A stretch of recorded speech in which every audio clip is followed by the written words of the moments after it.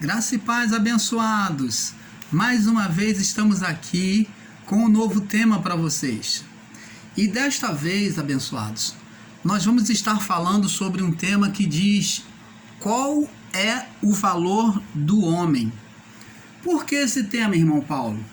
Porque o homem, ele tem um valor para si mesmo, nós temos um valor para si mesmo, para nós mesmos, temos um valor para o outro homem e temos um valor para Deus. Então, vamos ver sobre a ótica humana, sobre a ótica do homem para si mesmo, do homem para com o outro homem, e vamos ver o valor do homem para Deus. Como que Deus valoriza o homem. Então, abençoados, qual o valor do homem? Parte 1. Nós vamos estar iniciando agora. Então, eu vou estar lendo para poder facilitar, para adiantar o estudo, tá bom? Para não se alongar muito. O valor do homem fala da vida do corpo. Na vida do corpo, muitos são bem mais privilegiados do que os outros, não é verdade? Na nossa vida do corpo, uns são bem mais privilegiados do que os outros. Se olharmos bem e sinceramente, veremos que há injustiça na vida do corpo. Quem de nós, amados e abençoados, já reparamos e já dentro de nós questionamos a injustiça na vida do corpo? Uns já nascem ricos, outros nascem pobres. Uns nascem doentes, outros nascem sadios. E jogando a saúde fora, nas bebedeiras, nos vícios, enquanto aquele que tem saúde, ele esbanja a saúde nos vícios, na bebedeira, botando a vida do corpo em risco, num mau caminho, e existindo pessoas que já nascem sequeladas, doentes, torturadas na vida do corpo.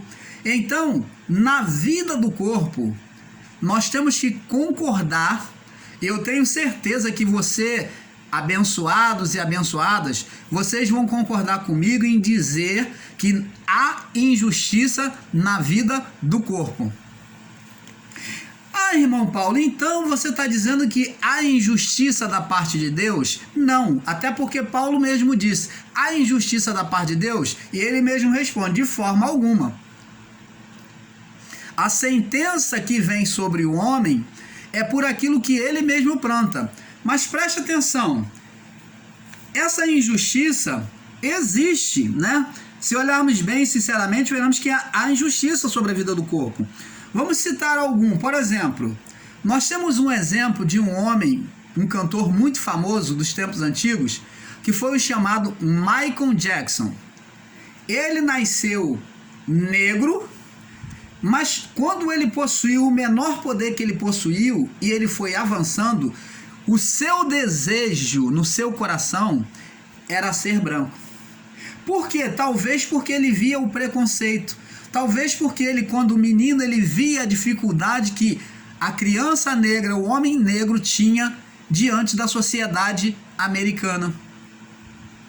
Então, talvez por causa disso no seu coração, quando menino, ele já desejava ter a cor clara, para não sofrer essa injustiça. E Michael Jackson, com o seu recurso financeiro, buscou fazer tratamento de pigmentação, tomando os medicamentos, fazendo tratamento de pigmentação da pele e foi clareando a pele. Então você vê que se a vida fosse tão justa no corpo, Michael Jackson não se sentiria injustiçado e desejaria ser branco. Mas existe algum pecado nisso, irmão Paulo? É claro que não.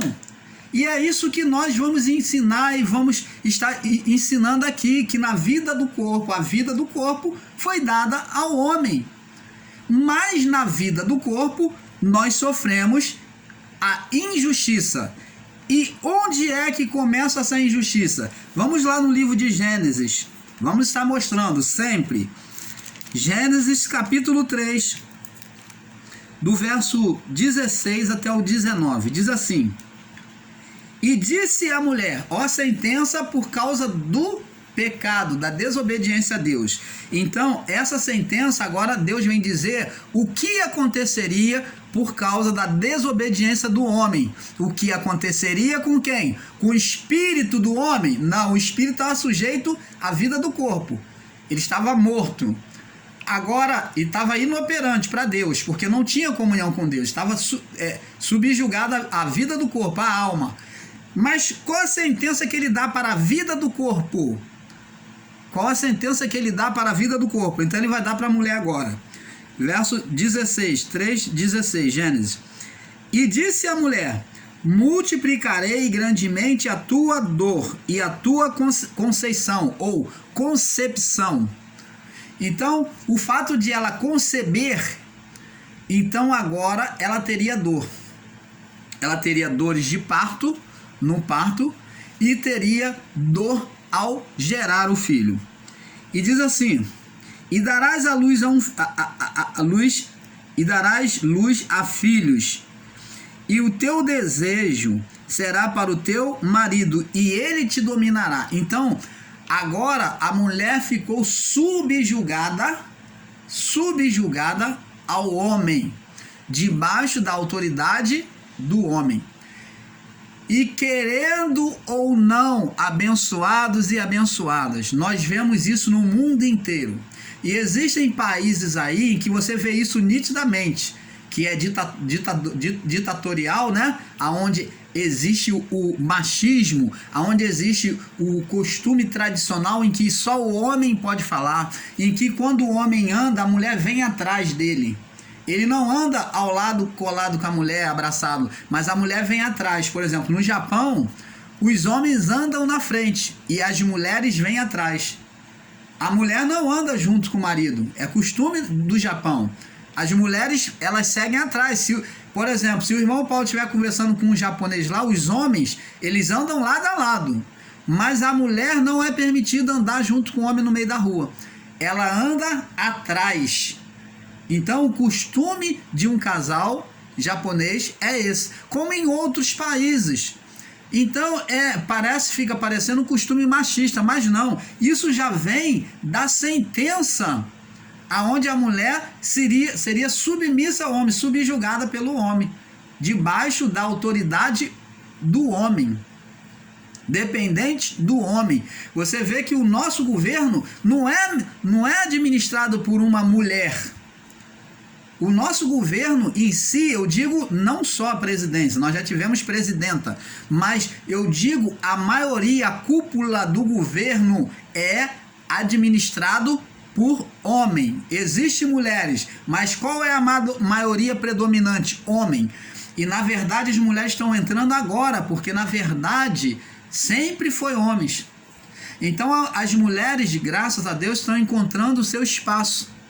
Hoje temos deixado de ser machista, né? Um pensamento machista. Então hoje as mulheres também dominam o mercado de trabalho, elas também participam do mercado de trabalho.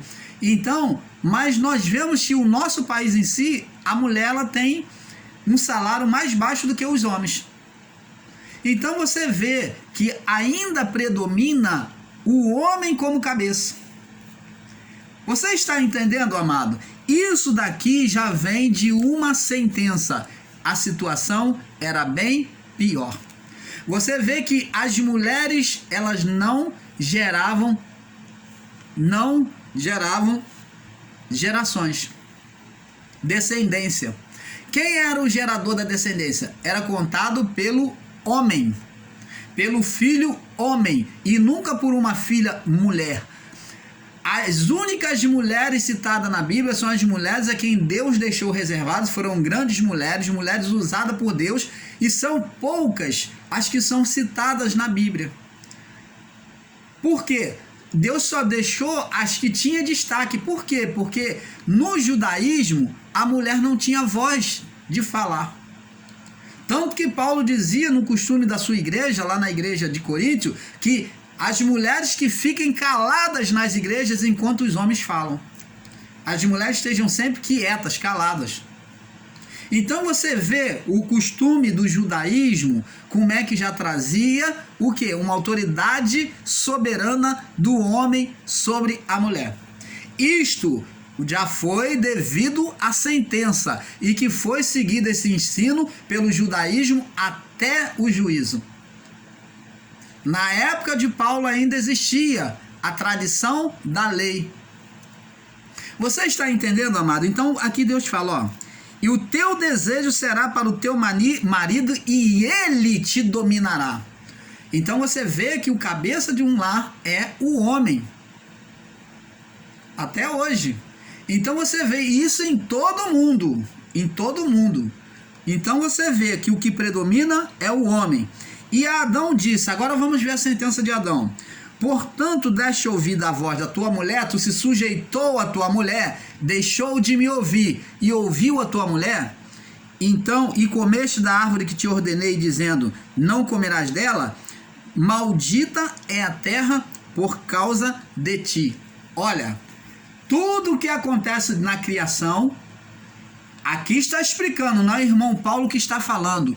Todas as consequências na terra é consequência dos erros do homem. Nós já vemos aqui que a terra se tornou maldita, a criação se tornou maldita por causa da desobediência, de Adão deixar de obedecer a Deus para obedecer a sua mulher. Você vê que Deus faz comparação. Ele diz, ó, porquanto deste ouvido à voz da tua mulher e comeste da árvore que eu te ordenei para você não comer, você ouviu ela e não me ouviu. É isso que Deus está dizendo. E que te ordenei dizendo, não comerás dela, então maldita é a terra por causa de ti, e agora, com dor, com sofrimento, comerás dela todos os dias da tua vida. Agora você vai ter que, meu filho, ó, sofrer, esquentar as artérias, o coração. E diz aqui, ó, espinhos e cardos também te produzirá, e comerás a erva do campo. Então você está vendo que o homem agora passou agora a amaldiçoar a criação. Passou a nascer cardos, espinhos, abrolhos, insetos, né, percevejos sobre a lavoura, sobre as plantações. Isso tudo foi devido ao pecado, a desobediência a Deus. Então não foi Deus quem impôs, mas Deus só apenas falou para ele, você fez isso, você mudou o estado da natureza, você se sujeitou à vida do corpo, então agora você vai pagar o dano, vocês vão sofrer o dano. Você está entendendo, amado? Então ele diz aqui no verso 19, do suor do teu rosto comerás o teu pão, até que tornes a terra, porque dela foste formado. Tornar a terra é morrer no corpo, na vida do corpo. Então diz, ó, do suor do teu rosto comerás o teu pão, até que tornes a terra, porque por quanto és pó, e em pó te tornarás. Então preste atenção, o homem é pó, e em pó tornará. Agora preste atenção, abençoados. Vamos prosseguir aqui. Existem pessoas que são homens que nascem com o desejo de ser mulher. A vida do corpo, na vida do corpo, Deus não se mete. Deus não habita em templo feito por mãos de homens. Que é esse templo feito por mão de homens? É templo físico, as chamadas igreja. E Deus também, ele não habita no corpo do homem. Existem ensinos religiosos que diz que Deus habita no nosso corpo, que o nosso corpo é templo do Espírito Santo. O nosso corpo não é templo do Espírito Santo. O que é templo do Espírito Santo é o nosso espírito, que é a morada de Deus. Então, como o corpo, o espírito está dentro do corpo, então se forma um só. Mas o que é templo do Espírito Santo é o nosso espírito. Então o corpo do homem, Deus nunca habitou no corpo do homem. Deus não habita em templo, em corpo de carne, entendeu? Porque Deus não habita, porque a carne foi condenada, a vida no corpo outrora foi condenada pela alma, você lembra? Ela foi condenada. E Deus hoje vem habitar aonde? No espírito do homem. É espírito sobre espírito, o espírito de Deus sobre o espírito humano. A vida do corpo, ela pode praticar tanto a vontade de Deus, como pode praticar a vontade da carne. Você está entendendo, amado? Então existem pessoas que são homens e nascem com o desejo de ser mulher. Existem pessoas que baixas, que desejavam ser alta. Pessoas que já nascem para sofrer e morrer no leito. Pessoas que nascem com deformações e limitações físicas. Pessoas pobres que desejavam ter nascido rica, e etc. Então, por causa da condenação do pecado em Adão, a vida do corpo foi sentenciada, ela foi reduzida à humilhação, de ser pó e voltar ao pó. Então, a vida do corpo, o corpo para nada presta. Ele só presta enquanto existe vida nele, mas passou disso, o corpo para nada presta. Vemos, abençoados, que tudo isso se deu por causa da escolha de Adão em obedecer à carne, quer dizer, à voz da mulher. A partir daí, a vida do homem sempre foi uma vida de escolha. O homem tinha diante de Deus escolha ou obediência. Então Deus deixou o homem, lembra que Deus botou o homem no jardim e disse, ó, de todas as árvores do jardim vocês podem comer, mas da que está no meio do jardim você não pode comer, vocês não devem comer, porque certamente morrerás. Então o homem tinha que escolher obedecer a Deus, ou ele tinha que escolher obedecer a Deus, ou escolher a sua própria vontade, que é a carne. Então Deus deixou, escolha a obediência. E ela, a mulher, né, junto com o homem, preferiu a escolha, isto é, fazer a vontade da carne. Agora, na vida do corpo, estaremos sempre escolhendo, e são estas escolhas que irão reger as nossas vidas no corpo. Então, assim como Adão escolheu a vida do corpo, agora também essa vida do corpo nós estamos subjugados. Ela é feita de escolha. Ela vai estar escolhendo, desejando a sua vontade.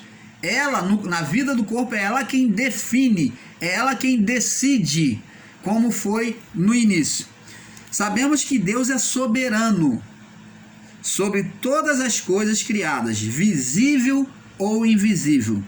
Mas sabemos que a vida do corpo não é a vida que pertence a Deus. A vida do corpo não é a vida que pertence a Deus. A vida que pertence a Deus é a vida do espírito humano. É o espírito humano, que ele que procede de Deus. Pois a vida do corpo é a vida adâmica. Já a vida do espírito, sim, é de Deus. Vamos lá, em João, capítulo 6, no verso 63. João 6, 63. Vamos lá, João 6, 63. Diz assim. 63. Aqui. Diz aqui, ó. O espírito é o que vivifica. Você tá vendo? O espírito, ó, espírito com letra minúscula. O espírito é o que vivifica, ele que tem vida, ele que recebe a vida do Pai. O espírito é o que vivifica. A carne para nada se aproveita. A vida do corpo para nada se aproveita. O corpo só serve para esta vida, para a vida do corpo. O corpo só serve para a vida do corpo, para viver nesta vida. O Espírito é que vivifica, a carne para nada aproveita. As palavras que vos digo são Espírito, Espírito e vida. Então, amados e abençoados, vamos entendendo. E Jesus diz mais aqui, são Espírito e vida. Mas há alguns de vós que não creem, por isso, para que bem saibais,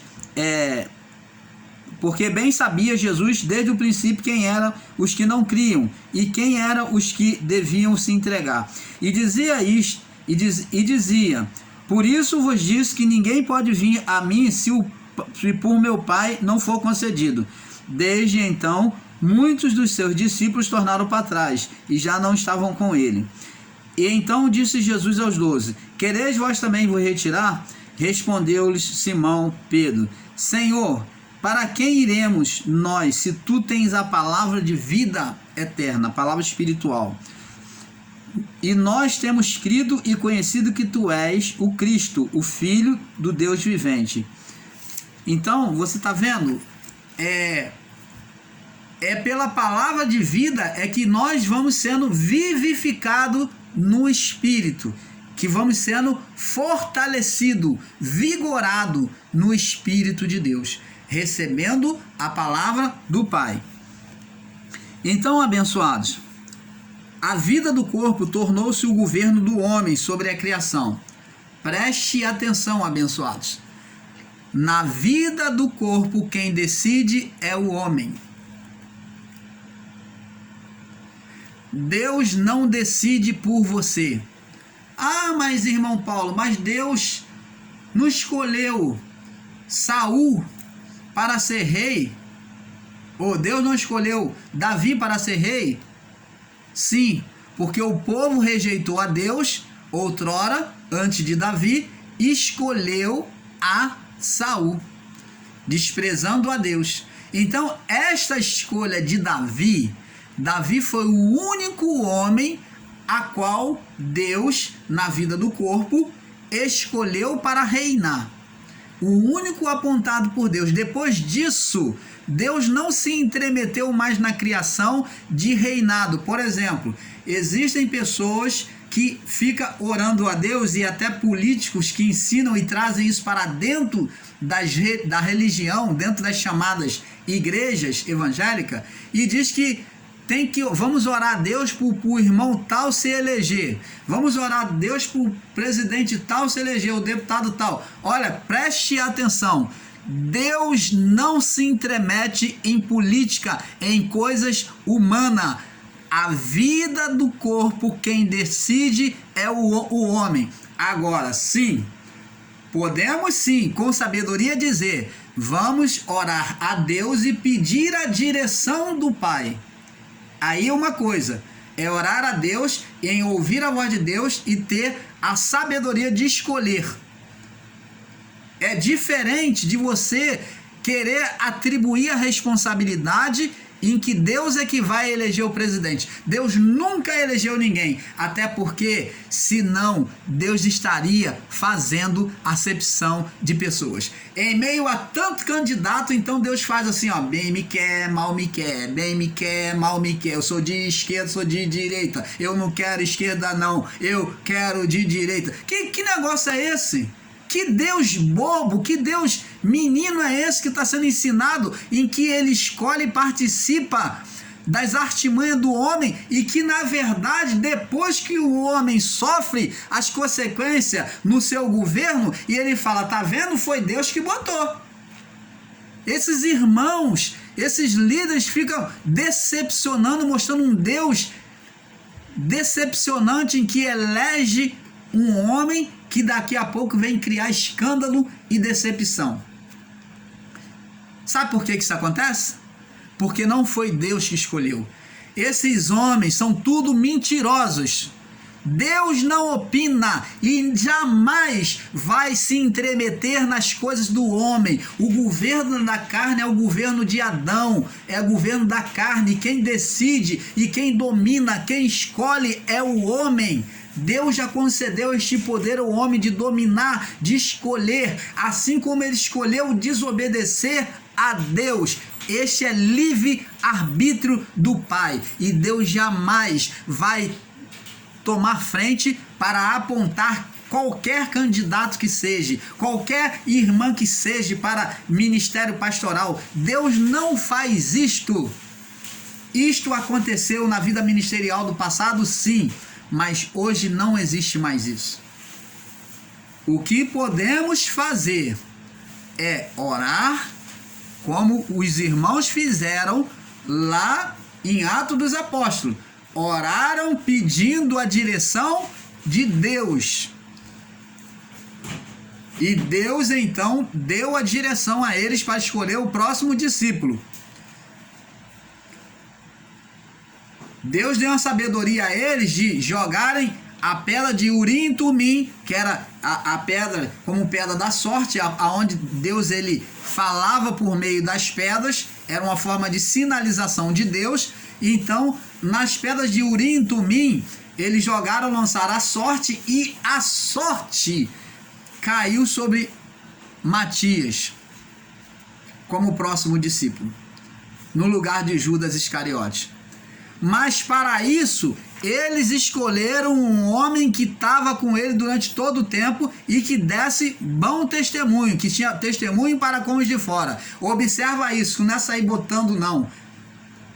Essa sorte não foi lançada a sorte de qualquer jeito não. Eles buscaram o testemunho também. Então, amados e abençoados, temos que ter esse entendimento. Deus não se intromete nas coisas do homem. Deus não escolhe um, exalta um e humilha o outro. Não, isto não existe. O governo dos homens é governo dos homens. O governo da terra é o governo da terra. Aquilo que o homem semeia, ele colhe. Por isso é que temos que buscar sabedoria, temos que buscar direção de Deus em ser sábio, em tomar as nossas decisões, para que não venhamos quebrar a nossa cara. E depois ficar culpando a Deus. A pessoa fica na pressa, é igual aquele que está namorando, ele quer uma namorada, ele vai, principalmente nas chamadas igrejas evangélicas, que incentiva, e ele fica querendo, né, cheio de fogo, querendo uma mulher, ou a mulher cheia de fogo querendo um homem namorar. Então vai para essas chamadas correntes, campanhas, arrumar um namorado. Aí chega lá, a pessoa, ela pede a Deus: Senhor, me arruma um marido, ou me arruma um namorado, eu quero casar. E ela pede a Deus, mas ela não espera a resposta do Pai. Ela não espera, o ser humano é precipitado. Aí não espera, igual o irmão Paulo fez. Eu mesmo, quando comecei a namorar, a minha primeira namorada evangélica, né, de dentro da igreja, então eu disse que vamos orar a Deus. E na precipitação, o irmão Paulo já com fogo, né, de querer já se atracar, de namorar, o irmão Paulo já chegou e já falou assim, ó, Deus não falou nada. Então o irmão Paulo falou assim, ó, Deus confirmou, Deus aceitou. E Deus aceitou? Que nada, o irmão Paulo foi um mentiroso. E a menina disse a mesma coisa, são dois mentirosos, cheios de fogo, querendo se atracar. E diante disso, a gente atribui a Deus uma coisa que Deus não está nem aí. Porque se você busca a direção de Deus, você espera. E muitas das vezes essa espera nos dá um cansaço. Quanto tempo, você quer um exemplo? Quanto tempo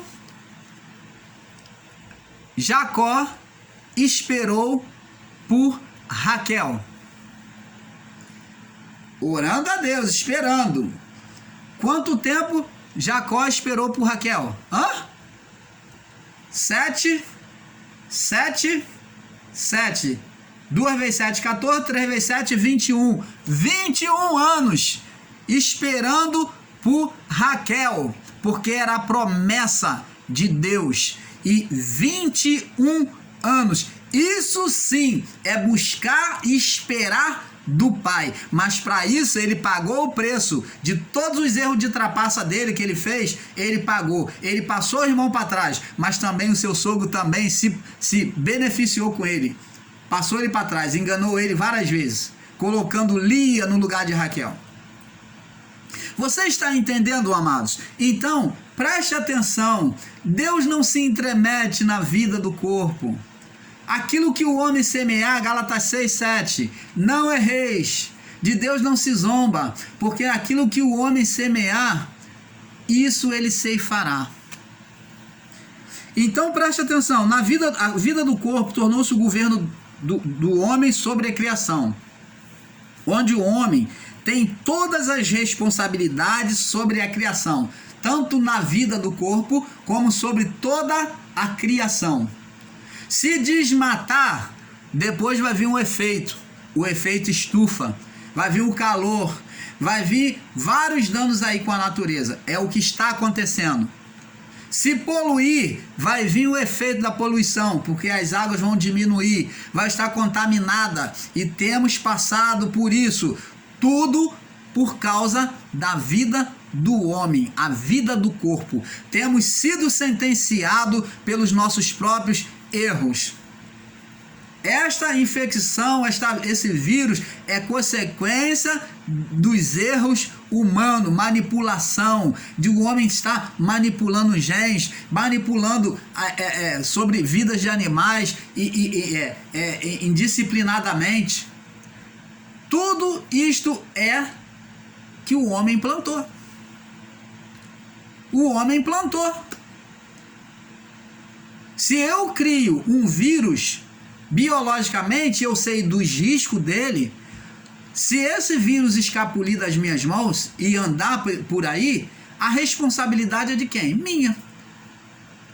Eu também, quando estava criando o vírus, eu sabia que ele poderia fugir, um dia poderia acontecer, e qual seria o risco que iria causar. E isto foi o que aconteceu com a medicina.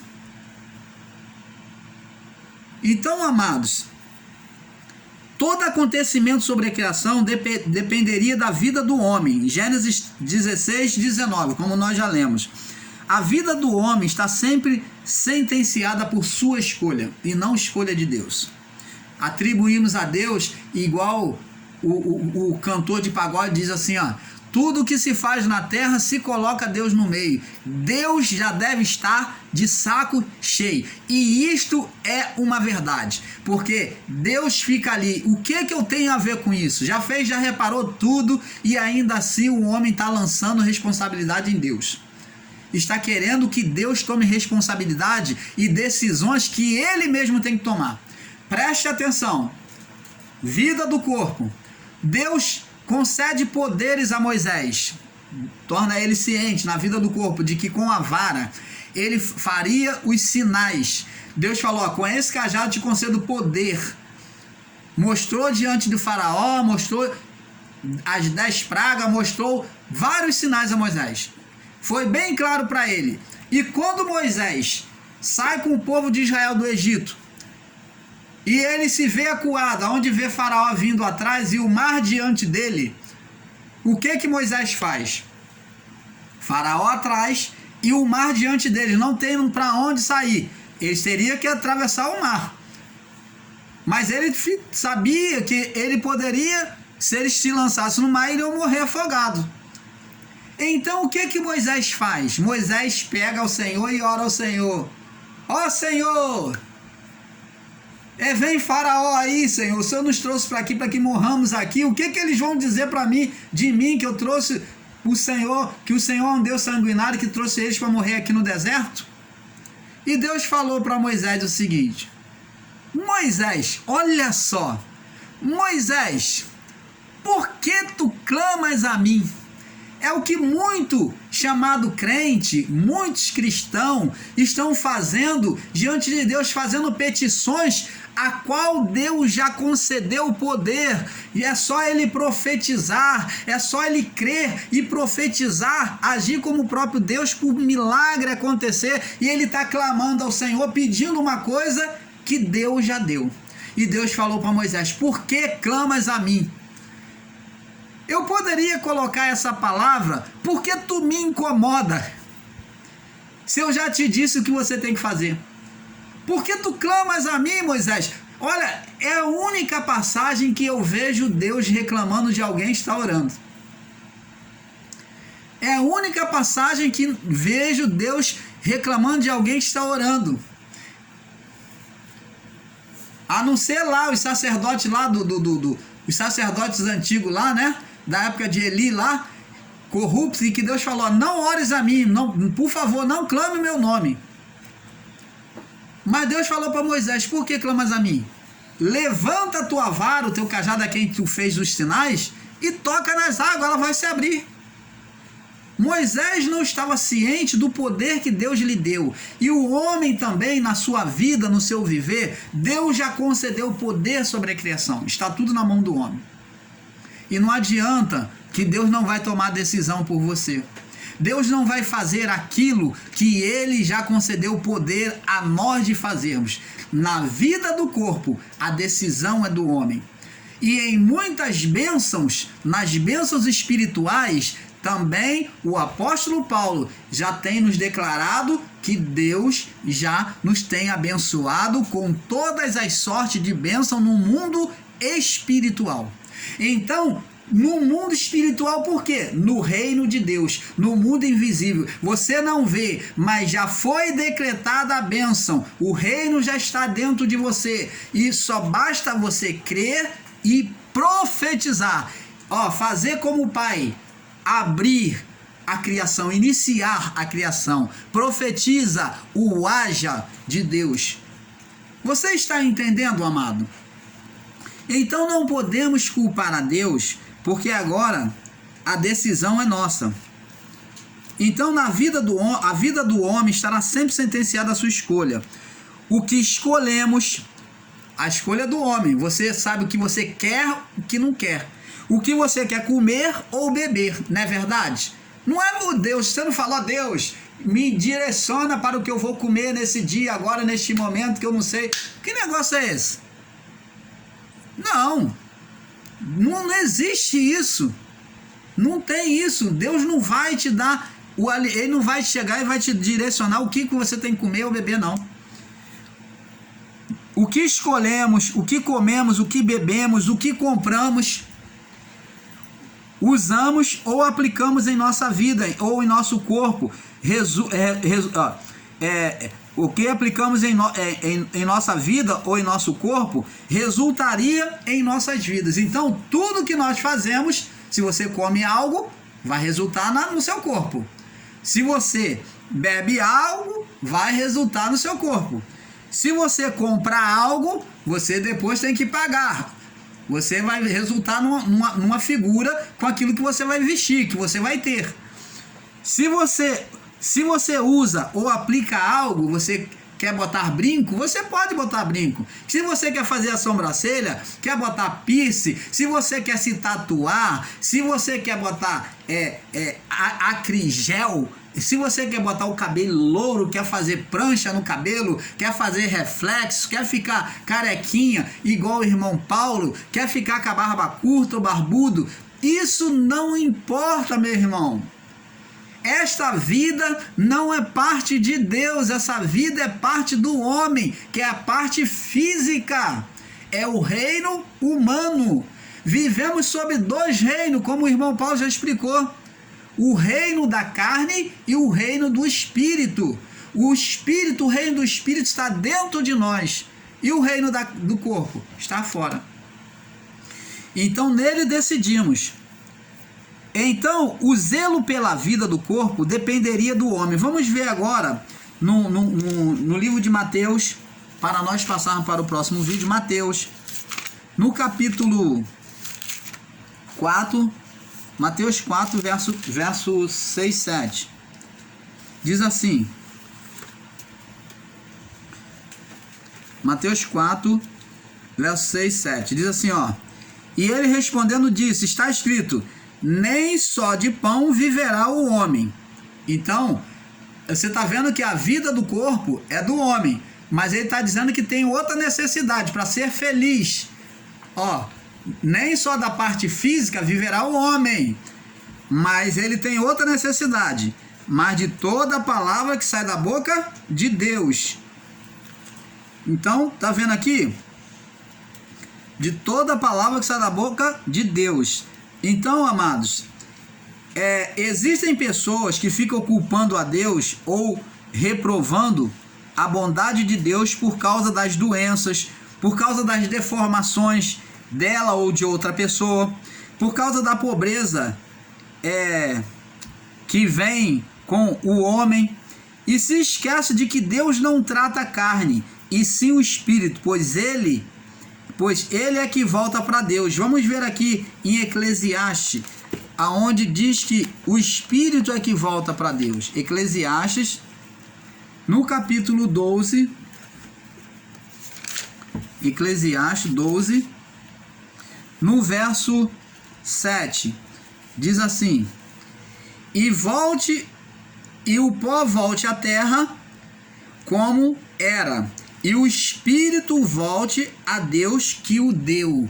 Você está entendendo, amado? Está vendo como é que a vida do espírito, que é a luz de Deus, a essência que partiu do fôlego de Deus para o homem, é essa que volta, porque a vida do corpo, ela tem o seu término, ela tem o seu início e tem o seu fim, mas a vida do espírito é eterna, ela volta para o Pai, o espírito do homem volta para o Pai. E com esse entendimento, nós vamos deixando de fazer um julgamento preconceituoso, principalmente os evangélicos, né?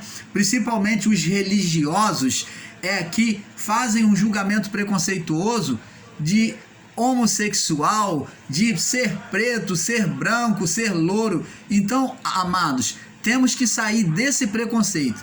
Nós vamos falar no próximo vídeo, vamos passar para o próximo vídeo, porque é um pouco aqui, um pouco ali. Nós vamos retornar da onde nós paramos, tá bom? É um pouco aqui, um pouco ali. Fique na paz, vamos passar para a parte 2.